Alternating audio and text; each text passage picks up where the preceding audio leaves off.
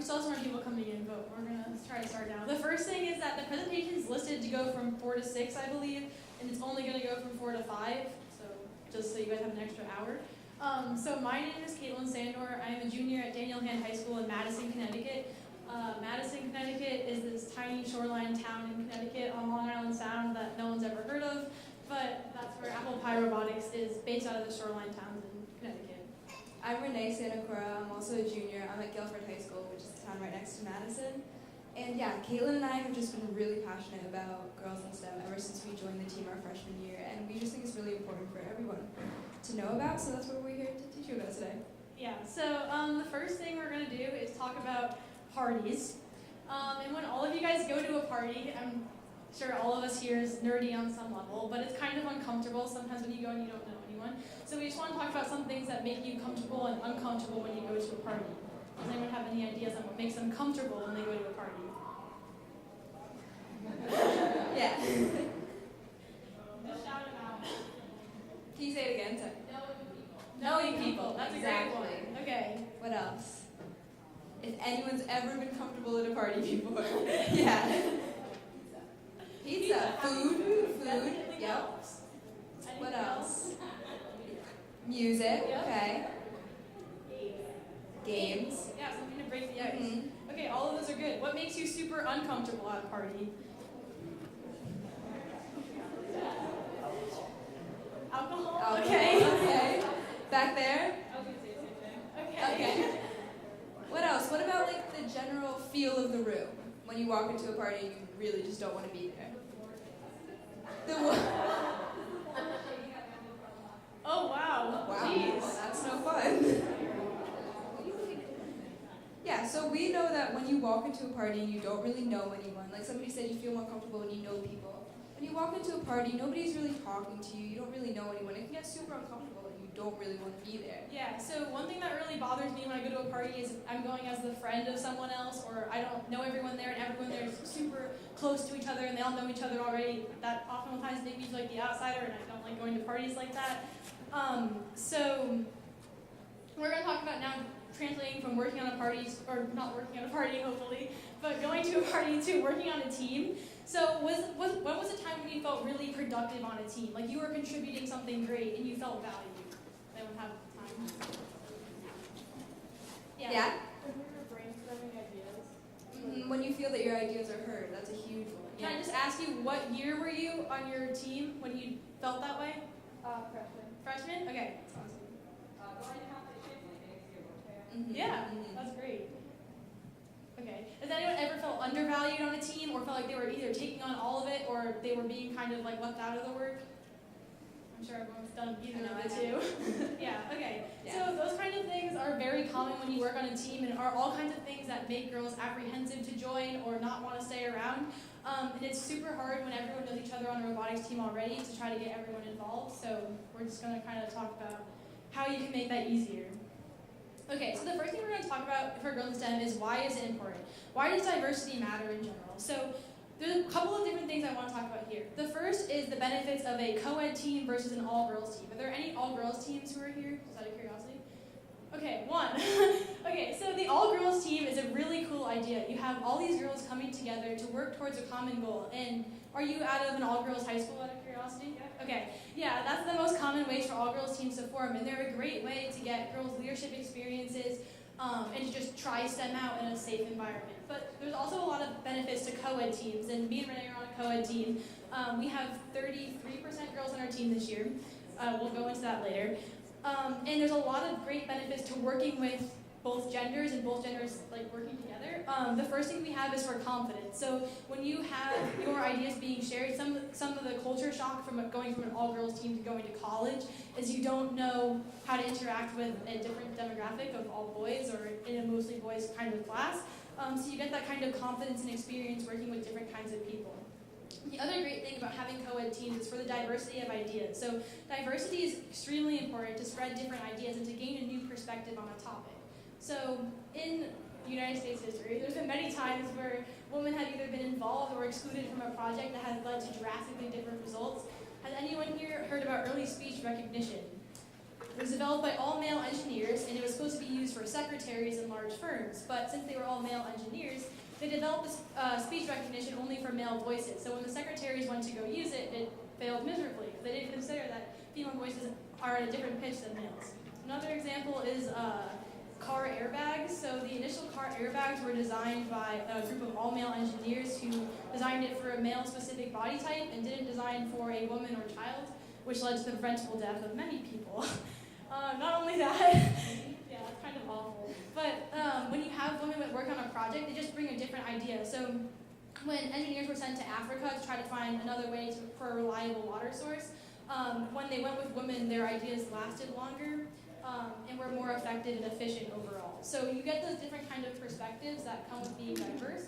And there are a lot of challenges with bringing diversity onto a team, and we can kind of go into that later, but it's important. So, as many of you probably know, there is a huge gap between women and men in STEM right now, and many companies have been trying to close the gap a little bit, but it's still really hard.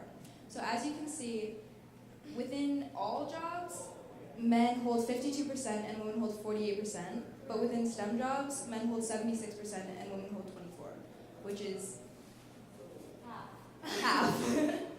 It's half, and that's pretty drastic. So there's obviously a few reasons why women are so unlikely to, first of all, go into STEM, but also why they're unlikely to keep jobs in STEM. Studies have shown that after only 12 years, 50% of women who originally worked in STEM have left, compared to only 20% of women in all professions. So why aren't women staying in their jobs? So Caitlin and I did a little research into this, and we found out that it wasn't the usual things that people think are why women don't go into STEM. It's not usually family, and it's not always sexism. Women are facing the same issues in engineering jobs as men, they're just less likely to deal with it. So when women go to work every day and they feel that their ideas aren't being heard and they don't feel like they're being efficient in their job, while men will sometimes kind of push through that, women don't feel that it's worth it. And so they'll leave and they'll go to another job where they feel like they're valued and that their ideas are actually being heard. So, to get more women to stay, it's so important to realize that that's a difference between the genders, and it's not just something that you can say, oh, okay, the women are just leaving because they're weak, because it's not a matter of weakness. Everybody wants to feel like they're valued. Also, pretty common knowledge at this point, there's a huge wage gap between the genders. Women in STEM earn 86 cents for every dollar that a man gets for the same job. And there's also a huge gap in non-STEM jobs, which is an issue across the board. The interesting thing about having women in STEM jobs and why it's so important to have women in STEM especially is STEM is the fastest growing industry in the United States. All of our industry is moving towards different kinds of sciences and how you can incorporate technology into the workplace. And as you can see, the gender wage gap is not only smaller than that in other non-STEM related jobs, it's also a higher wage. So women who go into these fields will earn more money for their families and hopefully not be squeezed out of the job market as more of the jobs turn to STEM kind of fields. The other interesting thing to note, as most of us are here as engineering and computer science type of people, I think, is the difference in distribution of women across STEM fields. You see, you have a lot of women going into the physical sciences and far less going into math, computer science, and engineering. So those areas are really like a source of concentration and a place where you can really help your team grow and encourage them to join, hopefully stay with it for college. Okay, so some of the reasons why women have trouble getting into STEM jobs. Who here thinks that they are biased against women? Unfortunately, you probably all are, because we all have unconscious bias. I was upset and surprised when I don't know if any of you had taken the implicit bias test by Harvard. I took it, I went in thinking like, oh, of course not, like I'm all over girls in STEM. I took it and it told me I was like 10% more likely to see men in STEM than women in STEM.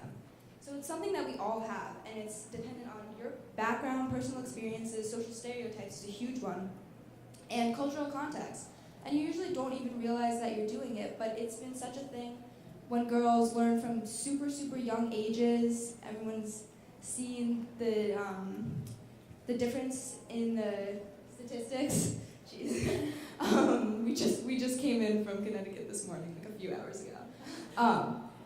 So it's like so many more girls are likely to want to become leaders and want to go into STEM fields when they're in like 5th grade. And then as soon as they get to high school, it just goes away because of so many stereotypes. And it's also an issue when people send in applications and they're being accepted to jobs. They've done multiple studies where they'll do a study where all the applications are the same, and depending on whether the applicant is male or female, people will be more likely to rate male candidates as better qualified than female candidates. These are completely identical applications. They'll want to hire the male candidates more, they'll want to pay them more, and they'll be more likely to be willing to invest in them and think that they're going to grow more out of the job. So how do you change your implicit bias? It's really not easy, and it takes time and it takes commitment. You have to start from a young age, you have to change those stereotypes, and you have to be really willing to change. You have to be willing to accept that you are biased, even though you might not want to accept it like I didn't, and then be conscious of it and try to change it every time you feel like you might be biased. So a couple things about conscious bias. Everyone has it, and it's from your own personal experiences, right? So I already know I'm biased. Like, I have my friends on my robotics team, and when a new person comes on the team, of course I'll welcome and include them, but like I like my friends better because I'm biased towards my friends. So everyone has that kind of bias, and you have to be able to work with it in order to achieve your goals, because it's not just going to go away. You just need to like figure out how to accept it. So first, we're going to go over like the steps that we have found to be extremely successful in terms of recruiting and retaining girls in STEM. So the first one is recruiting. So how do you get girls to join your team? What kind of events do you do? What kind of messages do you spread to your recruiting efforts? Where do you go to recruit? Who do you reach out to? Those kinds of things really make a difference in how comfortable girls feel signing up for your team in the first place. The next part is, once you have them on your team, you have this idea of diversity. So you have this diverse group now. So how are you going to keep it? How are you going to make the most of your diversity? And the first step in that is inclusion. And what that means is inviting them into the discussion, making them feel like they're part of the team. They say diversity is being invited to the dance, and inclusion is being asked to dance. So you can have all these people in the room with you, but how are you going to make the most of it? How are you going to make that person who came onto your team feel like they're being heard and feel included in your process? The next part of the process is respect. So once you have them included in the discussion, I say, hey Renee, what's your opinion on mechanism wheels? And she's like, I don't know, they're really bad. And I'm like, okay, oh well, we're doing mechanism anyway. You want them to make sure their ideas are heard and respected. So you want to like debate the pros and cons, take in everyone's side, not just ask and then forget about it. That's the respect part. And then the expect part. So you go from respect to expect. And so once you're expecting them, they are a part of the team. You expect them at every meeting. You don't have to include them because they're already included. They're just someone that's there. And so it's kind of like you don't have to especially invite them to the party. You know they're already coming because they're just one of your closest friends. So those are the kinds of steps that you have to like go through in order to recruit girls and then retain them. So we'll start with our Journey to Girls in STEM initiative. This is, okay, I'll just overview the graph. This is the percent female on our team from 2007 to 2017. The 2018 bar is not there, but it's equal to 2017. So as you can see, in 2014, we had a drastic decrease in the number of girls on our team. And this was due to a number of different things. The first one was that we had a ridiculously low number of incoming freshmen who were girls on the team. There was just a huge drop off on the numbers. It was way majority boys. I think there was like 3 girls in our class that we joined. There was like none of us. We're a team of 58 students, and we don't turn a student away. So what we do, do any of you guys have an application process for your team? Okay, we're good. Yeah. So some teams we're going to go into later do an application process. We don't. We say, okay, you want to be on the team? Cool. You sign up, and now you're on the team. So we had this drastic decrease in the number of girls, and we knew we wanted to do something about it. So we started to do some different things. Do you want to talk about Women in STEM seminar? Yeah, let's try to you want to talk about that. Okay, so in 2015, we saw this drastic decrease, and we were like, okay, that went from 25% to 12%. We just cut the number of girls on our team in half. How are we going to fix this? So one of our mentor's daughters, Kathy Scott's daughter, who happens to be here today, is a NASA JPL engineer, and she came to do a Women in STEM seminar, talk about her experience as a woman in STEM and some of the cool projects she was working on to get older girls involved, mainly high school and older middle school, to see the cool sides of STEM. And then once Renee and I came on the team in 2016, we had slightly improved our numbers to be 20% female. And Renee and I put on our first annual Girls in STEM Day event. And a Girls in STEM Day event, do you want to talk about it? Yeah, I'll talk about it. Okay, so over the summer, our mentors, we kind of like got together with our chairman's team, with some other kids on the team, and we were trying to decide what kind of outreach event we wanted to do that summer. And it was me, Caitlin, and another girl on the team. And we were looking at this graph, and we were thinking, and we were like, we have to do something with girls in STEM. We have to try to fix this. So we decided to put on a day for girls ages grades 5 through 8, and we were going to set it up, the three of us, and there would be an event for science, technology, engineering, and math. And it would just be a fun time for these girls to get together. There would be teams and prizes and fun games. So like the first year we had toothbrush bot races. We had one fingerprinting station. They made Rube Goldberg machines where the goal was to pop a balloon at the end. They love that one. And what was the last one? Oh, pie bracelets. Yeah. Where you put on a different bead for each number of pi. And it was a really good way for them to see that, okay, STEM can actually be fun, and it's not just the thing that you're forced to do in school. It's not just doing tedious math problems all the time.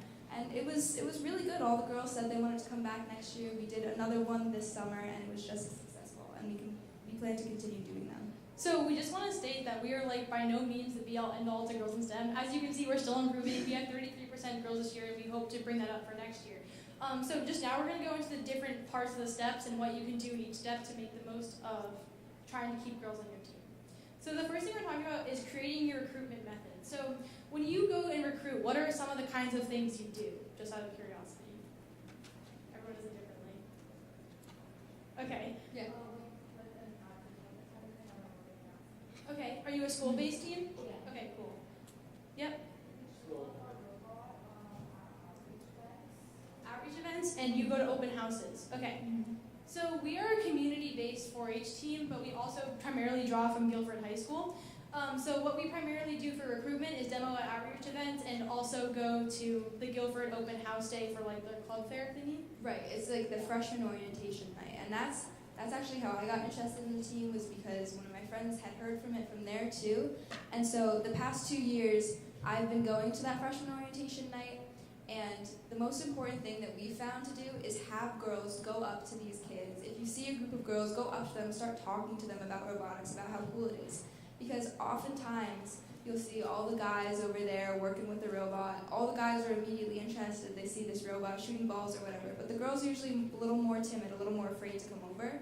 So it's important to not be afraid, to just go up to them, start a conversation. Because it's cool. It's really cool. Robotics is awesome. They're going to want to talk about it. So like, you just have to take the first step, and you have to not be afraid to see if they want to do it. Because usually girls do. The other important thing to focus on recruiting is how you message yourself. So one thing that we do, I'm sure a lot of robotics teams do, is like, we're a STEM field. If you love science and math, you're going to love robotics. Well, the reality is that probably 90% of our team doesn't use direct physics equations in the majority of their work. It's all about problem solving and team building and design. And that kind of language of, okay, we're going to be able to help other people, we're going to be able to build our community, and we're going to be able to change the world by what we're doing, by this kind of different problem solving, is way more appealing to girls than, oh yeah, we do math sometimes and we build robots in our nerdy robotics shop. So focusing on changing your message on how you brand yourself really makes a difference, because it's not seen as something that's, oh, that's the nerdy guy thing. It's seen as something that's like, that's the cool leadership thing where I can actually make a difference. And those kinds of things really make a difference in how you brand yourself. The other, you want to talk about talking? Okay. Yeah. Okay, yeah. So another thing that I think a lot of girls have trouble with when they're joining a team is this not smart enough stereotype. The feeling that just because I'm not getting 100 in physics or 100 in AP Calc means that I'm not smart enough to make a robot. I am a personal example of this. I could not tell you a single thing about coding, but robotics is one of my favorite things to do. I love being on the team. I love building. That's my thing. And you don't need to be a physics nerd to know how to build. I mean, you need to know a few things, but like, it's just letting people know that it's not all about being the smartest kid, and it's not all about playing video games all the time and knowing exactly what everything means. There's always going to be something for somebody to do on the team. And if you are interested in, like Caitlin said, like being the future and changing the world with robotics, it's an opportunity to learn more but there's always going to be a niche for you to find on the team, and there's always going to be something for you to do. And the next thing is when you're also recruiting girls, the thing you want to stress is joining with a friend. You don't want to go to a party alone. You don't know anyone there. Why would you want to go by yourself? You want to bring a friend along so that you know you have someone to talk to, you know you have someone to deal with. And stressing the importance of joining with a friend is really important in your recruiting process. Renee said going up to those group of girls who are cautiously watching your robot, that's really important. They're all friends, and if they feel comfortable together, they're going to feel comfortable coming to your team and to participate on your team. So if you stress those kind of things while you recruit, you'll have more success. Do you want to talk about, one last thing we want to do is starting young.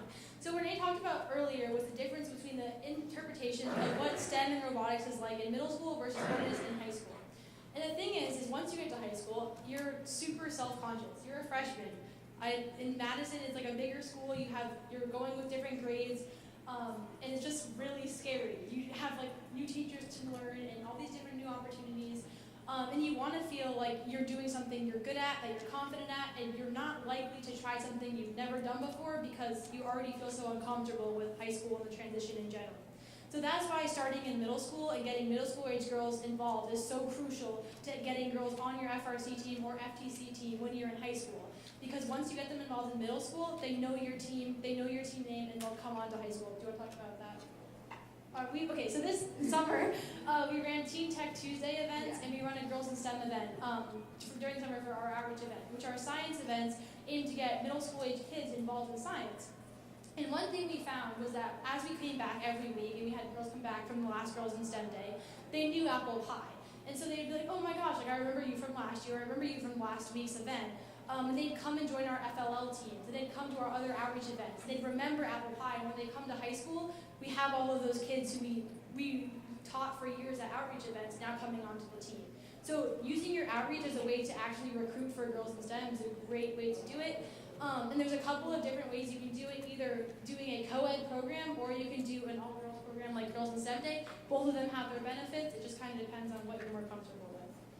Yeah, it's about getting your name out there and getting the kids who are interested in it in middle school to know your name and know that there's something for them to look forward to. Okay, do you want to hear this one? Yes. So this picture of that girl with the ponytail is Renee when she was a freshman making pins. And the photo on the left, I realized I haven't been explaining these, is that's from our Girls in STEM Day last year. They were making a Rube Goldberg machine to pop up a balloon. Okay, so I'm going to talk a little bit about this picture on the left. Like I just said, I am not a coder. I do not know anything about coding. And it's just really not my thing. I don't love it, to be completely honest. So this was one day at the shop when it was pretty close to one of the first competitions, and I decided to go that day because I just wanted to be there. And there were 3 of us over here in the corner not really doing anything, and then there were the coders on the other side of the room. And I walked in, and we weren't really doing anything for the first few minutes. I was kind of starting to feel uncomfortable, and I kind of wanted to leave. Until these two, who were juniors and seniors at the time, I think, they invited me over, and we just started making pins. It was kind of mindless, but it actually meant so much to me. You can see how happy I was to make pins. It means so much just to let them do anything. Obviously, it's so good to teach people about what you're doing if they're interested in it, but just letting people know that they are included in the team, it's a good place to make friends, because again, if you're at a party, you want to be friends with the people there. So it's a good place to build relationships with people. It can be any activity that you're doing. Just include people. So another thing we do for inclusion is once we have all of our freshmen who are joined onto our team, we usually have like 40 freshmen that sign up a year, which is ridiculous because we're a 60-person team. And so a lot of the freshmen end up like going to different activities or realizing that apple pie is too much of a time commitment. But what we do in the fall to make these freshmen feel included and feel comfortable with the team is we host fall training classes. And these training classes are taught by upperclassmen. So for instance, I taught the LabVIEW programming class with one of my other team members this year on how to do basic code in LabVIEW. And so what these classes aim to do is to get new members involved in what our team does and how our team operates, so that when build season comes, they have the skills necessary to contribute or to at least kind of follow what's going on, so they don't feel completely lost and out of the loop. So by doing these kind of classes and teaching with older peers to younger peers, you get this sort of bond that gets created, because like, oh yeah, I remember you from LabVIEW class, you helped me write the state machine. And then they can come back to you and ask you for questions. And it's a great way to include those kids who might necessarily talk in a large group setting because they're small little classes of kids. You can get to know the freshmen or new members and try to expand your program that way. And this also goes right back to what I was saying before about the issues with retaining women in STEM careers, is that people want to feel wanted. They want to feel like their ideas are valued, and inclusion is the first step in that. Another problem we have on our team is when we do our kickoff meeting, we have an entire team meeting, all 60 kids. We meet in the EMS building, and we talk about all of our ideas for kickoff, all of the strategy, all of the mechanisms we think we might need, our priorities for our robot list. And what you end up seeing is you have all the older students contributing and maybe 2 of the younger students. And so what you want to do to make them feel included is ask them for their opinion. So what we do is we break into smaller sections. Because we're such a large team, it's easier when we break into smaller sections to get everyone's opinion. Not everyone is comfortable talking in a large group, and that's okay. So you have to be able to accommodate for that, especially since we're all in some sort of STEM interest, and a lot of us are not comfortable talking in front of a group. So by dividing it up, you give them the opportunity to talk and make them feel included that way.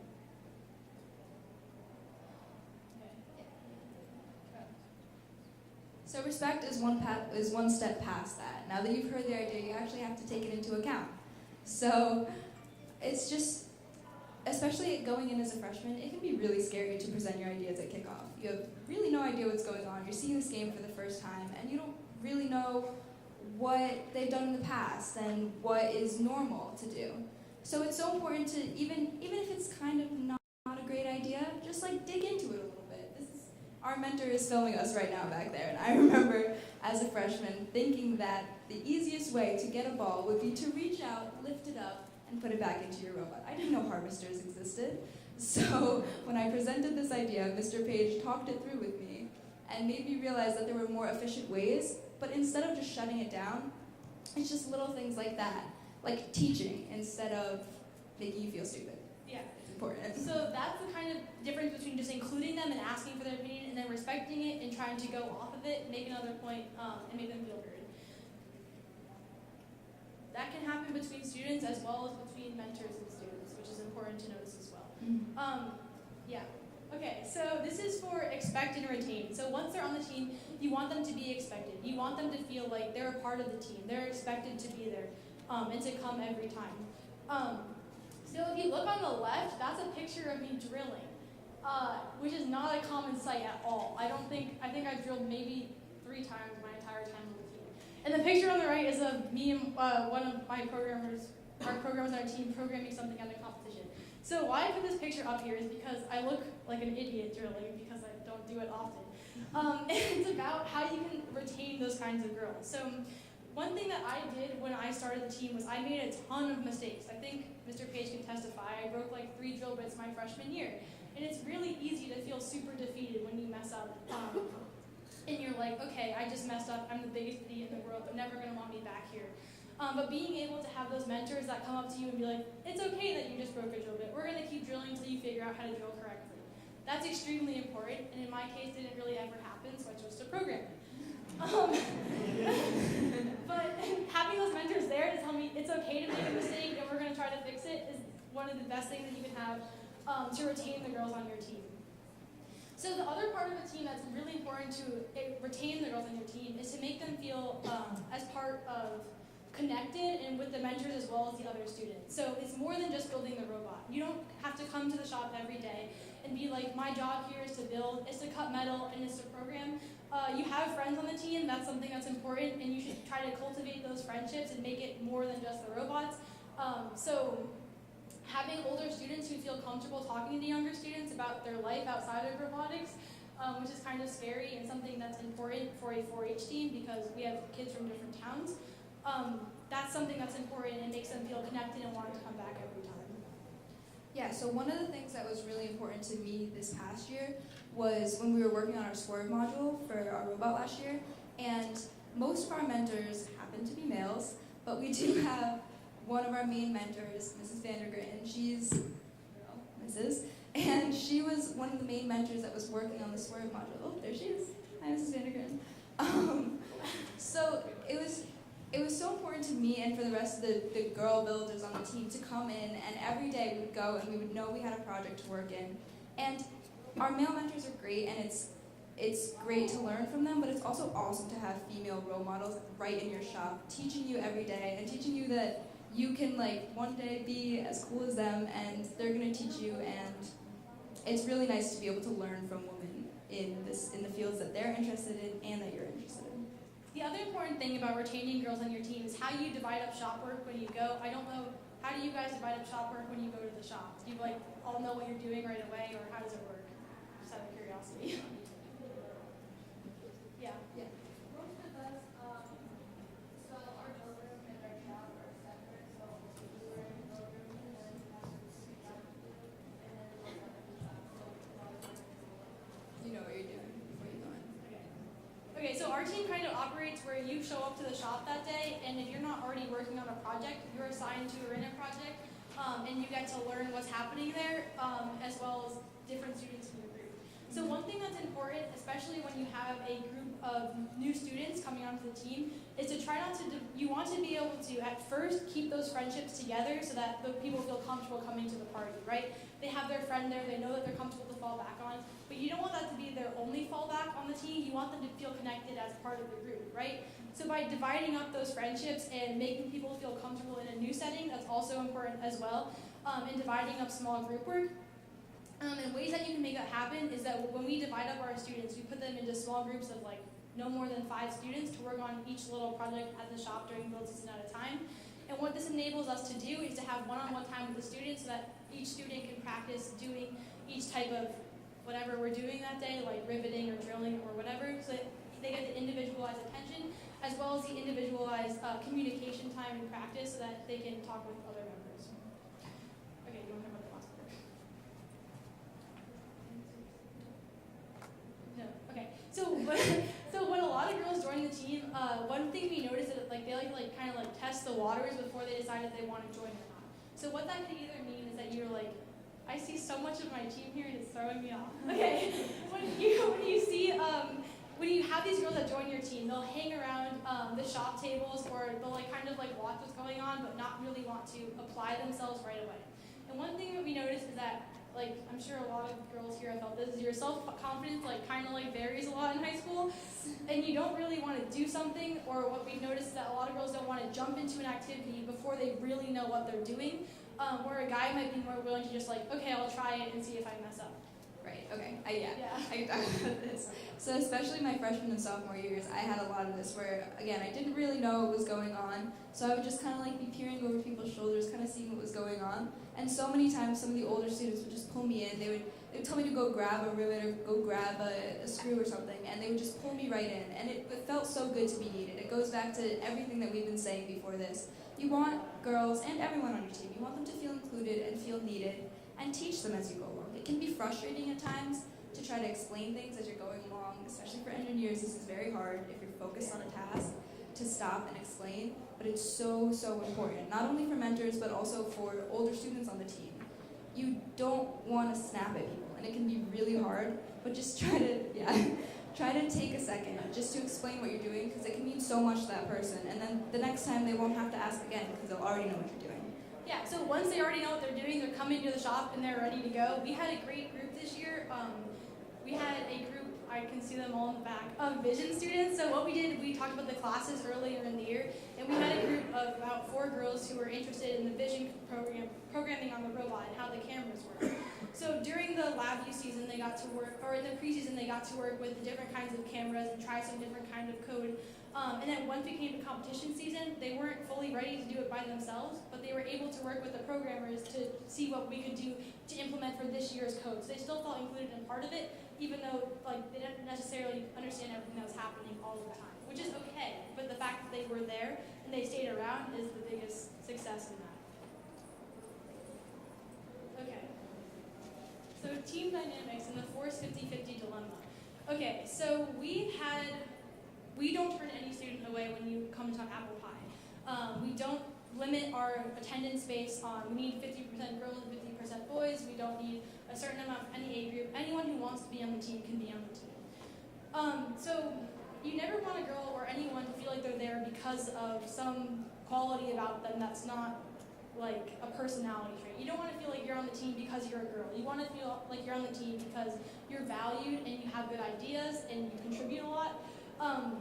So one problem that we've seen with the forced 50-50 dilemma, whether it be in colleges like Harvey Mudd and Carnegie Mellon, force a 50% ratio, you can see the difference in admission rates. For girls at Harvey Mudd, it's like 26%, and for guys, it's like 10. And so this kind of like force 50-50 is a good idea because you want to have those two genders equal, like that's the goal. But by forcing it, you're not enabling people to feel like they're there because of their ideas. So you always want the most capable person for the job. And capable can mean a lot of different things, especially in a team structure. So you have to make capable mean something that fits for your team. But for our team, it means you're really enthusiastic about what you're doing. You have a lot of potential, you love to learn, and you're active when you're at the shop. You're not just like hanging out in the corner, playing on your phone, like you're engaged and you're willing to learn. Even if you're not the best at it, the fact that you're there and you're willing to learn makes you an extremely capable person, and that's why we want you there. And going back to the unconscious bias, when I was saying you have to be willing to change and you have to be aware of it, like Caitlin was saying, that it doesn't mean, oh, I was about to choose a guy, so instead I'm going to choose a girl just because she's a girl. It means, okay, was I really choosing this guy because he's the most capable, or just because I felt it immediately? So we're not saying choose girls just because they're girls. We're saying just be aware that they might have the same capabilities. Yeah, so going off of that, before 50-50, if you have a 50% ratio on your team and that's how you regulate how your team goes, it's not always a bad thing. Teams are committed to growing all of their students, and that's a great thing when that happens. And it starts to just get like kind of off when you have people who feel like they're there because of something that they're not, like they don't have control over. So again, for making this easier, the small groups thing really makes a difference to try and make people feel more comfortable as they come onto the team. And basing on small projects. Yeah. Is that it? Oh. Sorry. Yeah, I think that's it. Okay, oh wait, this isn't the updated. All right, 1 second.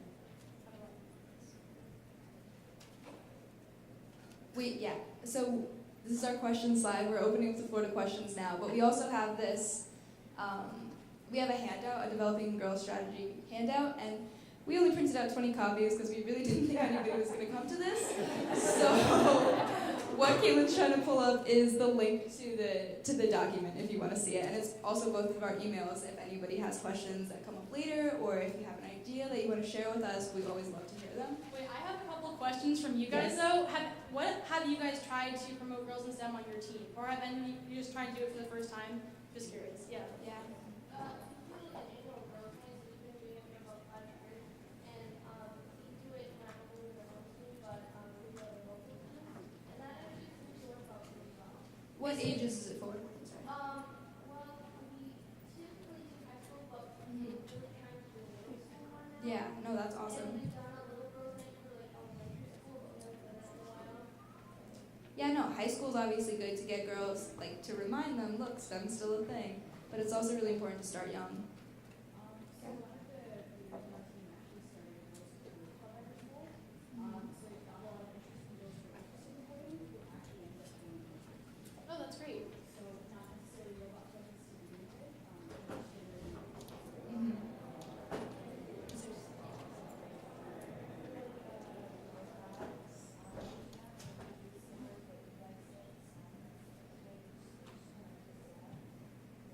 What was it called? Girl Gods? Girl Guides. Got it, okay. Yeah. Does anyone have any questions? Or yeah. Yeah. Sorry. What we also do is we have the girls stand and deliver, that way they get kind of speaking skills and they can talk in like groups like this. And we also have big B, little B groups to kind of make the incoming freshman or incoming robotics people to kind of feel more welcome and be like, oh, you have somebody you can come talk to if you have any questions. We have like 5 groups too, so that when you're building parts, especially for prototyping, it's really nice. So that they have like, again, the kind of the big B, little B, that way they can learn the way around the shop and Yeah. like, definitely nice to go in knowing someone. She's a freshman. You're a Oh, freshman? wow. Nice job standing and delivering. Yeah, that's awesome. Very Let's nice. talk to you about stand and deliver. I'm Julia from the Killer Bees. I'm one of the mentors. Joanna is on my team. And so what we do is at the beginning of every build session that we have, we say, these are the jobs that are going to happen. And then when we tell the kids, okay, here's a mentor, go build, go whatever we're going to do. When we see girls hang back, we're like, hey, you're going over there. So as mentors, we direct that to make sure that we don't have girls choosing just to work on traditional things. They still make it happen though. Yeah. That's what it does. And then they go and they work with the mentors. And at the end of the meeting, we stop. We have a hard stop about 15 minutes before the end of the meeting, which we always go, oh, whoops. But what we do is we bring everybody back together and we make the youngest kids on the team stand up in front of their peers and their mentors and say, this is what we got done. This is what we struggled with. This is the part you need to order that we can't find any of in our shop. And oh my God, is that a tragedy? You guys know what I'm talking about. And then, so the way the high group works is they have an older student, an experienced killer bee, practicing with them, and then if they need help with content, you kind of jump in. But that has been one of the most effective things that we've used on the killer bees. Our alumni come back after they go to engineering school and say, stand and deliver was the best thing you ever taught me. I'm like, we taught you a lot more than that. And they're like, no, stand and deliver is good because I went to my first engineering 101 and nailed it. So that's what stand and deliver is. She's a freshman. It's awesome. That's like a great idea. Everybody should try stand and deliver. I think we're gonna try that. Yeah. I haven't heard of that one before. Mr. Page, you hear that? Got it. Good. killerbees@gmail.com. You guys had success in bringing up your girls in STEM percentage? Yeah, actually for the last 5 years, we've had a 40% Oh wow, state of girls. that's great. Yeah, it's awesome. Yeah. Now, you two are juniors in a co-ed team. Do you have any advice for girls in leadership roles on a co-ed team? Yeah, I have lots.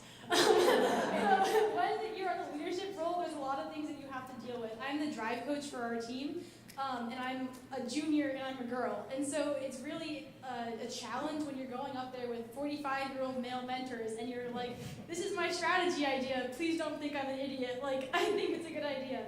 And so what I recommend to everyone is be confident in yourself. Know that what you do has a reason. Put in the extra time. Like for me, I know I'm not confident unless I've thoroughly researched everything and I've made a huge list and I divided it up and I've covered every single part. I know I'm confident once I do that. And so I do that for everything I do so that I always feel like I know what I'm doing. I have something to fall back on if someone questions me. In addition, with leadership and being a girl on your team, it's super important to reach out to the younger members and the freshmen and to just make everyone feel included. Because I remember that it's hard to feel included sometimes as a freshman, and so I try to do that myself. Mm-hmm. Yeah, like Caitlin said, be confident in yourself. If you are in a leadership role, you're there for a reason. So even though it might not feel like you know what you're talking about, you probably do. And if you don't feel confident in yourself, everybody's going to see that, and it's going to be harder for them to follow you. So it's all about confidence And preparation. Yeah, confidence, preparation. Ask if you need help. Don't be afraid to ask for help, and don't think less of yourself for asking for help. Is my biggest advice. Yeah. What do you guys suggest for recruiting girls that are already in high school? Like if they're sophomores or juniors? Yeah, so once you have girls that are already in high school, it's a lot harder to get them involved in the team, but it's still possible. So what I would recommend doing is appealing to things that are already interesting to them and things that they're already good at. So once you're like, oh yeah, no, you built Legos when you were a kid and you were amazing at it, well, it's basically the same thing as building a robot. Or I'll come stand with you and we'll learn how to rip it together. We'll both look like an idiot. It'll be fine. Like those kinds of things where you're not afraid to make yourself look like an idiot for your friend makes them more willing to join and more willing to participate. And just the idea that failure is okay and everyone does it. So Yeah, it's definitely easier if they know somebody. Scholarship money.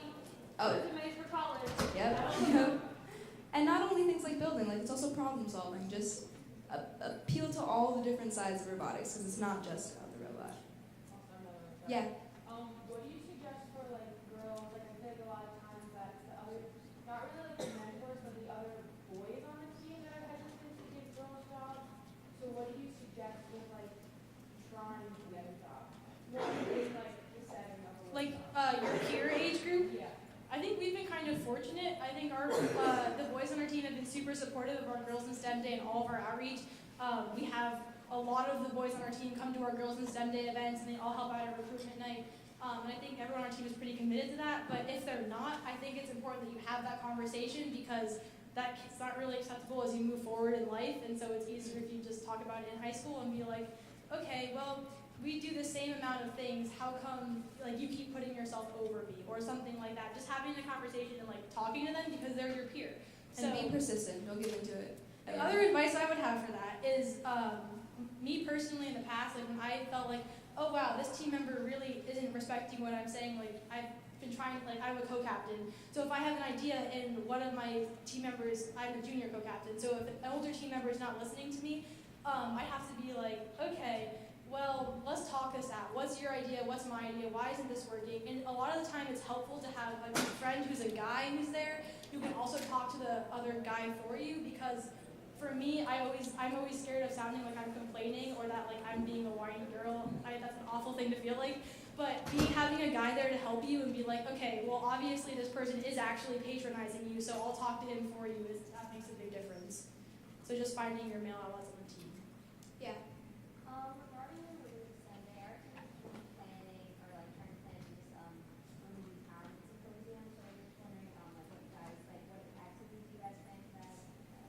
Yeah, so do you want to know about that? Well, yeah. So ours was for younger kids. What are you looking to do it at high school Yeah, or? we're looking for like ages like 7 to 18, like anywhere. Yeah, so when you go to, I've been to several Girls in STEM Days for high schoolers, and one thing that's really cool that a lot of those events have is like a keynote speaker and then a panel of people from all different kinds of fields. And what they generally talk about is, does anyone here remember of SWE, or Society of Women Engineers? Yeah, we got a couple? Okay. I really love SWE because one thing that they do that's really cool is when you go to their events, they have a keynote speaker who talks about some overarching theme. Like, okay, this is how I got from the bottom and this is how I own my own company now. And then all of the subgroup and all the subgroup speakers are all very like technical focused and like this is what I did that was really cool with computer science or this app I developed or this is how I can teach you how to start your own company. So by having speakers that like aren't all about empowerment makes a difference just because it can spark an interest and make it seem like STEM is pretty fun. And remember that you're a girl interested in STEM in high school, so what's interesting to you is probably going to be interesting to all of them too. Yeah. So I'm an engineer, which is why I was Cool. But I was just in the Innovation Hall, and SWE has a booth there, so go visit. And I picked up some information, and apparently they've started SWE Next. Yeah, So I can if- talk about that. So, You should. Society of Women Engineers, so whenever you're looking for outreach events and like resources, the Society of Women Engineers and the National Center for Women in IT are great resources overall. So the Society of Women Engineers started a new program called SWE Next. And what SWE Next is for high school age girls. You can sign up, it's completely free. I highly recommend all of you do. And you can sign up for free, you get in a newsletter and you get in a Facebook group that lets you talk about different community events that are going on the FRC team might be hosting or ones you might want to go to. And it just gives you ideas on what things you can do and how to feel included, and it's a great support network if you ever need any help. I'll just follow up into a second. Then the National Center for Women in IT has an award for aspirations in computing. And what the National Center for Women in IT tries to do is empower young girls by giving them recognition for the work they've already done. So like, I played ice hockey, for example. So let's pretend I didn't really do robotics, but I was interested in it. I could be like, well, I played defense on ice hockey, and I also like participating in unified theater, and I'm thinking I might want to do something with computer science because I went to a camp and I really enjoyed it. Well, what the National Center for Women in IT will do is they'll say, okay, that sounds great. And they'll either give you recognition for what you've already done or help you create programs to do things that you're interested in and give you opportunities to do that. So if I'm like all interested in computer science, they'll find ways for me to be able to do that in my area. Yes. Back up again. The National, the women in NC WIT, right? Yeah, they're here as well. They are here as well. Yeah. Go over to the innovation area. You And, might check know, me you out can- in those booths later. I'll Yeah, there tomorrow. They're absolutely good. Go sign up, go say hi to them, go see how they can help you. That's You it. had a question, right? You answered it. I ordered together organization. Oh, cool. And then we collaborated. So. Mrs. Vandergren. So as proud mentor of these two kids, the advantage of having girls on your team is that girls come in and they don't assume they know anything. And so they're willing to listen and they're willing to listen to directions. The guys come in and they don't even know how to do it. And they're going to try to do it and they may not listen to directions. And the girls listen more because they don't have to come in with that preconceived notion of the more than success. In the back. Okay. How would I propose reaching out to girls in our team? How do you propose reaching out to girls on your own team? Yeah, like how would I talk to my team about wanting to reach out to more girls? Because I think right now we have 6 girls out of 38 people. Oh, geez. Okay. Yeah. So you say we have 6 out of 38. And you're like, okay. Well, for me, when I joined the team and there's a ridiculously low number of girls, it just kind of feels off that girls have that experience or just like, I don't know, it just feels off. So, being able to share that feeling with others and be like, well, I think it would be cool if we had more girls on our team because girls bring this really great aspect of enthusiasm and willingness to learn. I think that could really help our team a lot if we had these different ideas. So just stating it as like, it's a very objectable and reasonable thing to ask for is like, there's really no reason that you don't have any problems with that. But let me know how it goes. Yeah, try talking to your mentors too, because they'll probably definitely want to help you. Yeah, in the back. Hello. I am the only girl on a team of 20 students. So I am a senior. I'm going to be leaving very soon. What do you think I should leave them with so that it doesn't stay an all boys team? Ooh, that's a great question. First of all, I respect you a lot. I don't know if I'd be able to do that. Let them know what you bring to the team, and Do you have any female mentors is my question. Yes, our main mentor is female.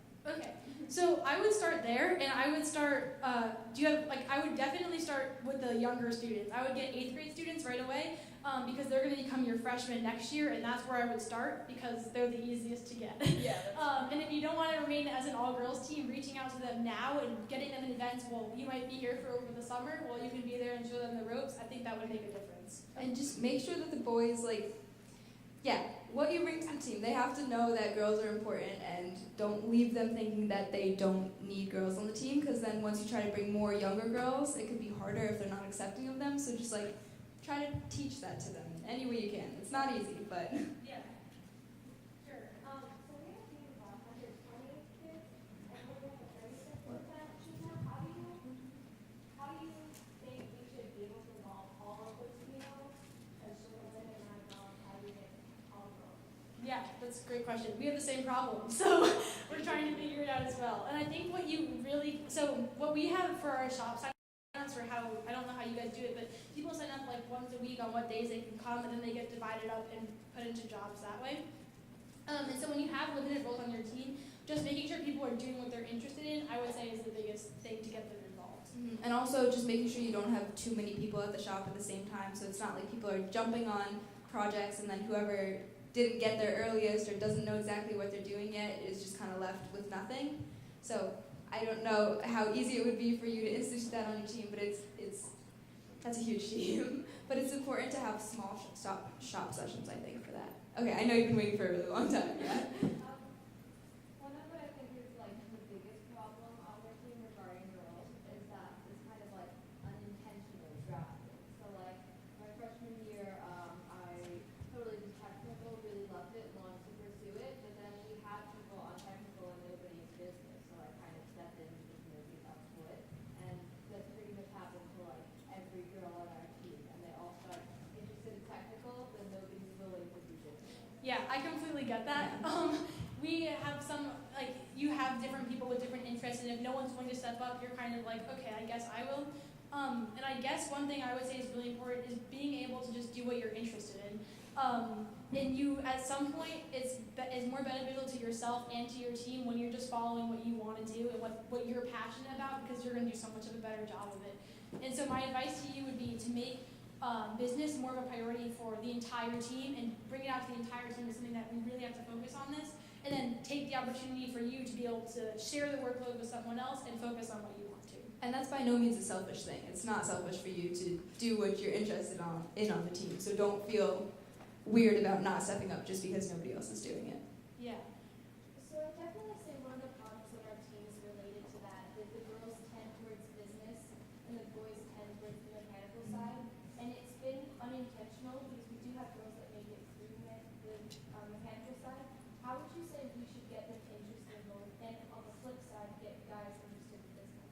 So one thing that we do in the fall of our freshman year, when you join the team, you don't automatically get to pick what subgroup. You get to pick what subgroup you're in, but everyone has to build. And so what that really does is it says, okay, you can be interested in chairman's, but you still, like Renee does a lot of our chairman's work and also comes to the build shop session. So you have to have both sides of the team and make sure everyone gets to go through the build process first before they really decide what they're going through. So I wouldn't force them to do it. I wouldn't force them to stay with build, but making mandatory training for everyone in the technical side sparks some interest sometimes. Right. Jackie? Also, some things, I'm an apple pie, but also some things we do is not necessarily, oh, you're building today, so you're building the whole harvester, or you're in charge of designing this piece on your own. But it's okay, you're here and you're following along with what some of the older members or the mentors are doing, and then maybe you're drilling a couple holes or just screwing something in, but you're involved in the process and you're learning more, so you're feeling more comfortable with what you're doing, even if you're not actively doing something the whole time. Any other questions? Questions or anything else that you want to share with the group? Because obviously, like Caitlin said, we don't have it down pat yet, so any ideas are good. Yeah. Just like to carry on a question that she asked, how do you exchange the build versus the business side? You mentioned that when they join, you give them a mandatory training or assignment to build it. Do you have a framework or do you start somewhere that they follow? Start building? It's mostly for training on machines. So we say, okay, this is how you use them. So one thing that we do is we have an annual game night for our team. We just play games and have fun together to try to get to know each other. And so one thing that the kids did last year was make giant Jenga. So everyone has to learn how to use the bandsaw in order to be at the shop because it's part of the training in order to be there. So what they did for training on the bandsaw was cut big blocks of wood into smaller blocks of wood to make giant Jenga. So if it's going to come out perfectly straight, that was okay because it was just going to be used for Jenga. So we have set things for them to do there to teach them the basics. So it's not something they're coming in working on a project per se. It's more we're going to teach you how to rivet today, but if that also works on a project, that's cool too.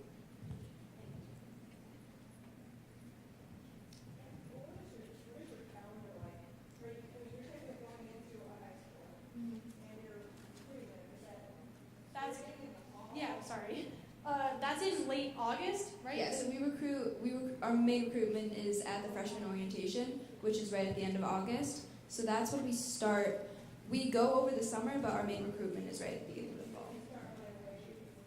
Yeah, they usually start. No. No, we start the classes around the first week in October, and then those go till the week before kickoff, usually, or before winter break. Yeah. Oh, sorry. Yeah. Yeah. How many times a week do you guys usually meet? Okay, so in the build season, we meet 5 days a week on the we meet 6 days a week on the robot, and then the 7th day is for chairmans. Yeah. So we meet every day during build. And then during the off season, we do outreach events. We do probably on average one a week, and then we have the option of, I think we do one stop session a week during the summer, and we have outreach planning meetings as well during the summer. Yeah, but during the build season, it's not like everybody's going every day. That's when we have our sign-up sheets, so we have a small shop session. And in the fall, we have training sessions, and those go 4 out of the 5 days of the week, I think. What time period are you? We always meet 6 to 8, 2 hours. Okay. Any last thing to add, everybody?